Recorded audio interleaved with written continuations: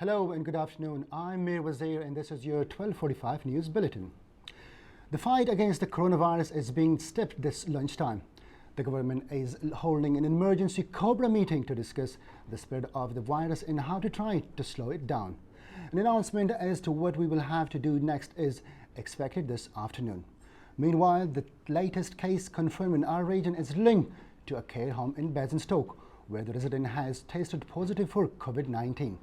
Our correspondent Annabel Mali has the latest on the cases and suspected cases in our area.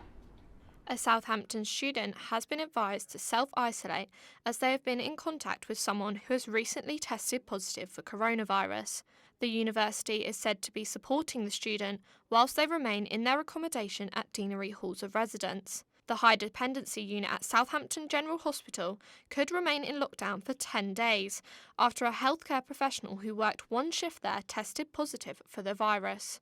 Meanwhile, some shops are now rationing products like toilet roll, pasta and hand sanitizer as attempts to bulk buy continues. Empty shelves at this shop in Fareham show how little stock is left.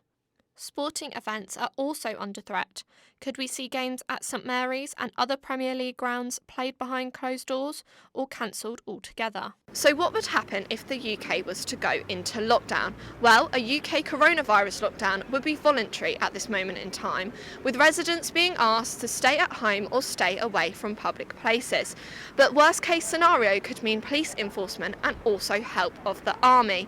The UK could lose up to £500 million in London if there was a lockdown. However, emergency planning authorities have said that that is unlikely, but that could all change tomorrow. This is Annabel Mully for Solent Journalism. Meanwhile, the number of cases continues to rise, but what is the situation in our region? How many people actually have the virus and what can we do to protect ourselves? Beth Lawrence has been looking at the figures. Beth. Thanks, Mir. So yesterday saw the biggest daily rise in coronavirus figures so far. There are now 460 confirmed cases in the UK, and so far 8 people have died. However, statistics reveal that in this time, 27,000 people have tested negative for the virus. But how do these numbers break down, and who is most likely to be affected? Well, Hampshire is our worst affected area, with 13 patients being tested positive so far, whilst Brighton and Hove is next with 8. There are 4 cases in Wiltshire and 3 cases each in the county of West Sussex and town of Bournemouth. It is worth mentioning that while surrounding regions are dealing with a handful of patients, Southampton, Portsmouth and Dorset currently have no recorded cases of COVID-19. The elderly or those with impaired health issues such as breathing difficulties or a weakened immune system are most at risk of the illness. Again, while it is serious for these people, most of us will have only mild side effects. So what are the symptoms? Well, you can find out more on the Public Health England website, but it states that fever and tiredness, coughing, breathing difficulties and muscle pain are the main warning signs to look out for. Basic health advice to protect ourselves remains the same. Thorough and regular hand washing with soap, warm water and sanitising gel, catching sneezes with tissues or sleeves and avoiding close contact with those who are unwell. If in doubt, people are able to self-isolate for 2 weeks. The next figures are due out at 2 p.m. today. Thanks, Beth. In other news, the rate of pregnancy for those under 18 years old in Southampton has declined substantially by a third over the past year. The number of births to teenage moms dropped from 87 to 57. A similar decrease has occurred locally in under 16 consumption rate. Southampton City Council has launched its Green City Plan for 2030, setting out an ambitious vision for a greener, healthier and more sustainable city. The plan outlines how people will contribute to tackling some of the most challenging environmental issues in the city. It includes more than 60 specific actions which we will undertake to deliver. This outlines the progress that has already been made, and now our ongoing progress will be measured. The number of people sleeping rough in Southampton has halved in space of a year. According to figures from Southampton City Council, a total of 15 rough sleepers were located during the annual autumn count carried by the Council Street's homeless prevention team. It showed a drop from 29 homeless people on the same night of the previous year. Latest figures in Southampton reveal that homelessness has decreased by half. 15 rough sleepers were located on the annual spot check. 29 rough sleepers were found the year before. The councils do annual spot checks every year as a way of keeping track of the homelessness issues in each city.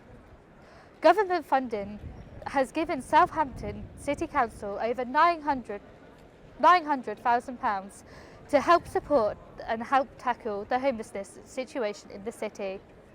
This funding will go towards specialist healthcare for those that don't actually have access. It will help support and provide one-to-one sessions for those with specialist needs.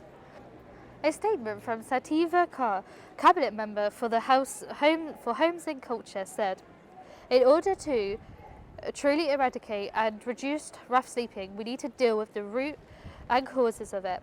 This includes insecure tenancies in the private rented sector, which contributes to the majority of those at risk of becoming homeless." This is Keely Ann for Solent Journalism.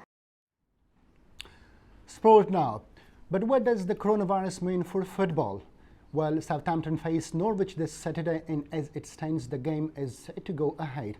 Although that still could change, as many recent fixtures have seen postponement and fixtures played behind closed doors. Ralph Hasenhüttl will face the media at 1:30 this afternoon, with his side looking to get back to winning ways in the league. And an art cafe in the centre of Southampton has been saved from closure by the generosity of its customers. The art house in Southampton was facing having to shut down last month, but an online appeal to raise the £25,000 needed has been successful. Earlier, our reporter Joshua Ballet sent us this report. I'm here outside of the much-loved art cafe in Southampton city centre with good news. During the last week, they hit their £25,000 fundraiser goal to keep their doors open for the foreseeable future. They have recently announced that the £25,000 might not be enough to keep them going for the long haul.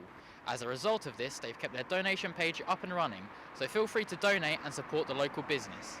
This has been Joshua Blay for Solent Journalism. That's all from us for now. You can find all our stories and more online at solentjournalism.co.uk. We are back with a special coronavirus update at 3:45. Have a nice afternoon.